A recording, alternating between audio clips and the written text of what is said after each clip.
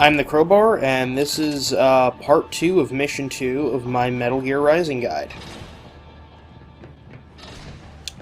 Head through the little hallway right after the mission starts, and you'll enter this big room here.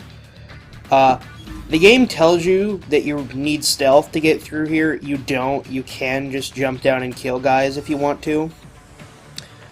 But there is a way to stealth through here, and it just involves waiting at the top of these stairs for like 2 minutes inside of a box. And if you do that, a guy will come up here, and then it's fairly easy to sneak down to the lower floor and then take out the other 2 guys one at a time. If you choose to just jump down and fight everybody, then those glass containment chamber things along the wall will break open and you have to fight a few more enemies. Either way is really fine. The game tells you you're supposed to be using stealth at this point, but I'm fairly certain it doesn't affect anything.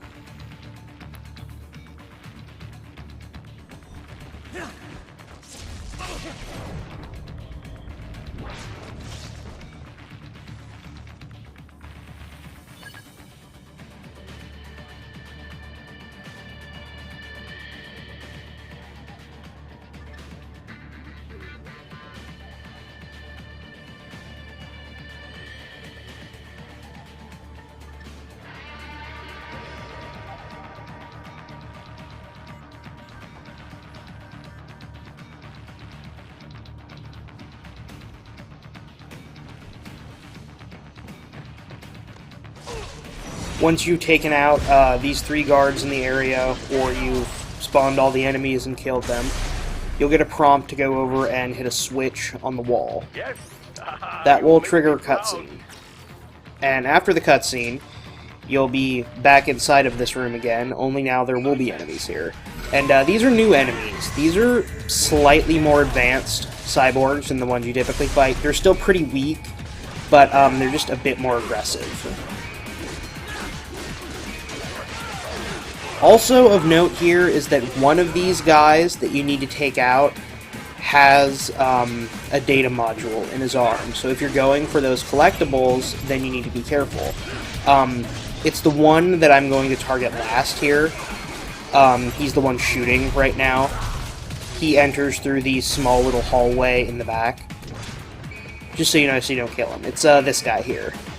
And we haven't really had to get any arms yet in this game during combat, because it can be pretty challenging lining up the right shot while your enemies are dodging and everything. The best way to do it is to get a parry and then hit him while he's stunned. And I'm trying to get him to pull out his machete and attack me here, but he's not going to do it.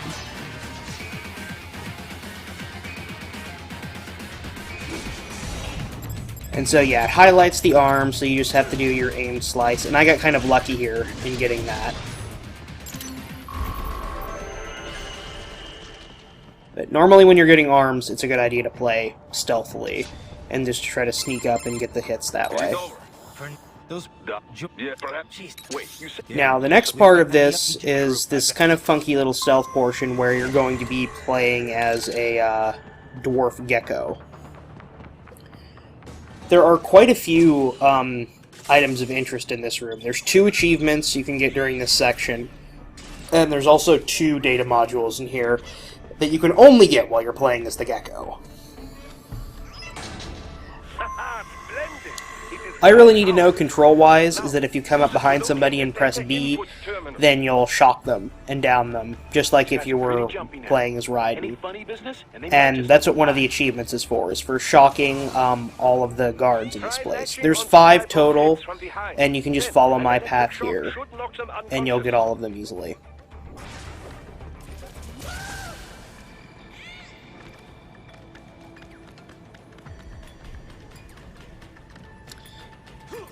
And once you've shocked all the guards, you'll be able to get the other couple of goodies in this area a little bit easier.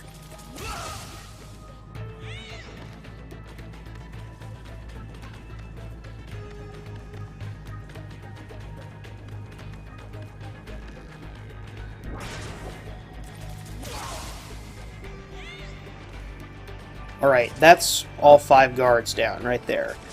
Now, for the next portion of this, you need to find all of the other dwarf geckos in the room and communicate with them.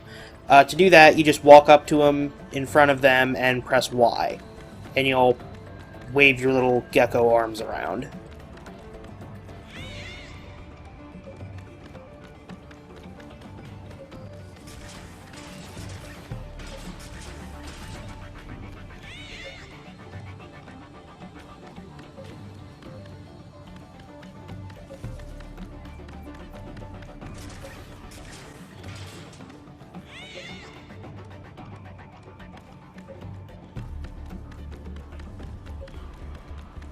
Now, for the data modules, you can find one here. And then you can find the other through a small little hole in the middle of this area.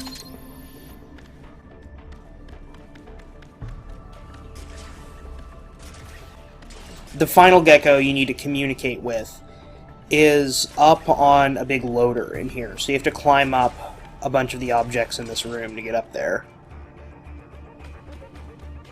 You get on this little catwalk here, and then climb along here, and jump up there.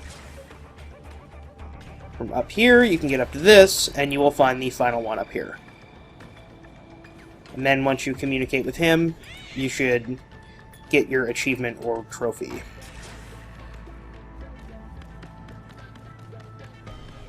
Then finally, now you can actually complete the objective for this area, which is going up on the catwalk here, and then entering a small little vent and unlocking the door for Raiden.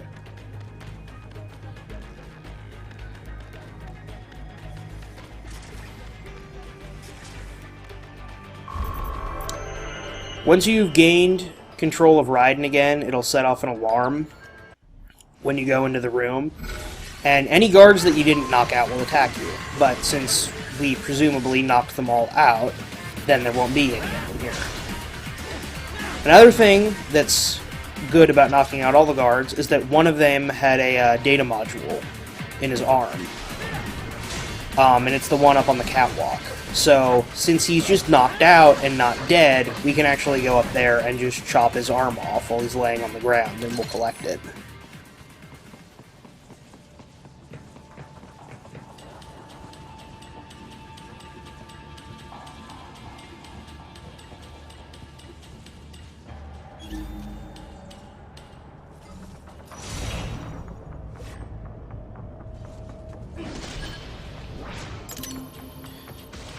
Now, I already have gotten it at this point, but in this spot right here, there is a chest that you need to use blade mode to slice the lock off of, and that gets you a health enhancement.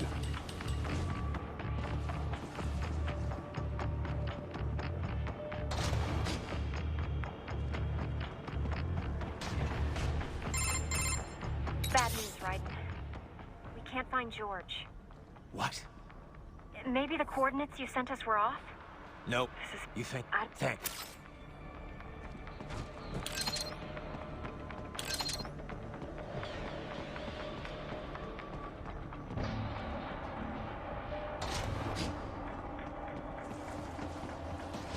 And in this room, we find the boss for this mission.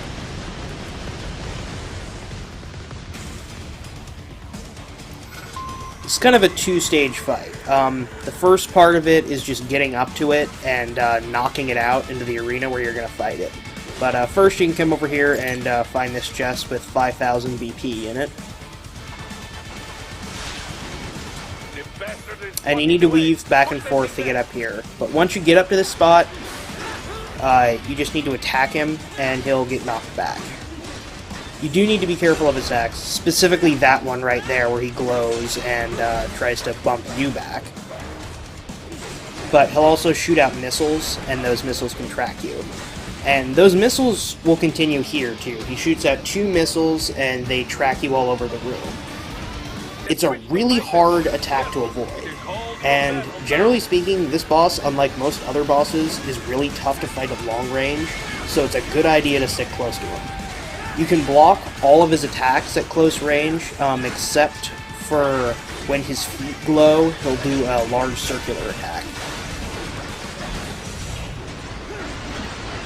And this is really a pretty simple boss fight. It's just about, you do enough damage to him, and you'll get a prompt to do a Zandatsu and slice off some of his armor.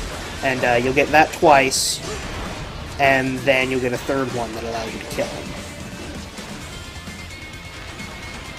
Yeah, those red missiles right there are the tracking missiles. And those are really the only... It's really the only hard attack that he's got. All of his other attacks can be pretty easily blocked and avoided.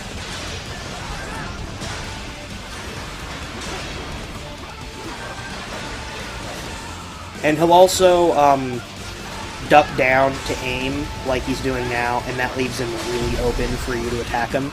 And he'll stay like that for a good 10-15 seconds a lot of the time. And once you've sliced all of his armor off and gotten his health down low enough, you will get the prompt to finish the battle.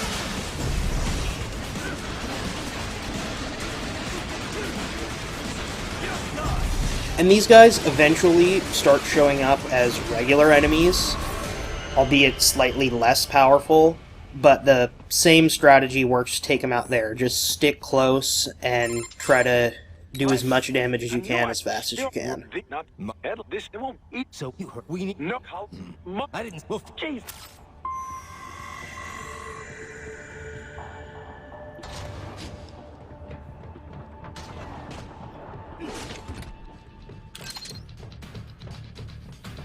Now, the guy on the right in this hallway has a data module on his arm. And like before, it can be tricky to get these during a fight. In this, I actually got what is probably the best way to get them during a fight, which is countering them. And then once you've countered, you can aim a strike much more easily. After fighting those guys, enter this room, and immediately inside of this room, in the corner, you can find another VR mission. And after you grab that VR mission and then head through the next door, the mission's over, after a little cutscene.